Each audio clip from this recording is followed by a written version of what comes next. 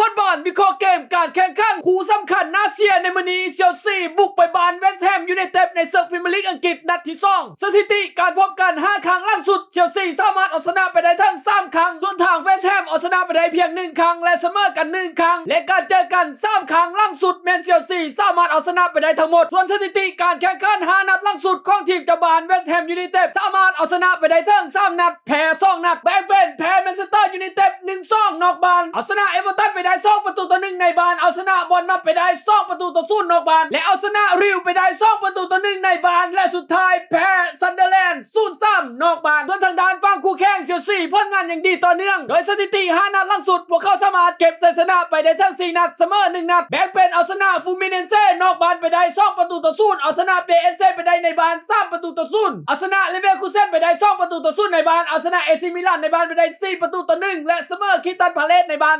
0-0สำหรับเชลซีนัดที่แล้วเครื่องอาจจะยังบ่ทันติดเสมอกับคริสตัลพาเลซไป0ประตูต่อ0แต่ถ้าเทียบกับเวสต์แฮมที่ผลงานยังบ่ค่อยดีปานใดเพราะพวกเขาเริ่มต้นฤดูกาลนัดสมิธของพรีเมียร์ลีกโดยการแพ้ซันเดอร์แลนด์น้องใหม่ที่ฮักเอเลียนสันขึ้นมาไป0ประตูต่อ3บวกกับคุ้มกำลังการเสริมทัพของเชลซีปีนี้บอกได้เลยว่าจัดหนักจัดเต็มทั้งว่าในนัดนี้เวสต์แฮมจะลิ้นในบ้านแต่ก็ยากที่จะต้านทานทัพเชลซีได้และจากทั้งหมดทั้งมวลที่กล่าวมาและสถิติที่มีเห็นประจักษ์ตาสรุปได้ว่านัดนี้เชลซีจะมีไส้สกอร์ที่ขาดเชลซีบุกเอาชนะเวสต์แฮมไปได้แบบขาดลอย4ประตูต่อ0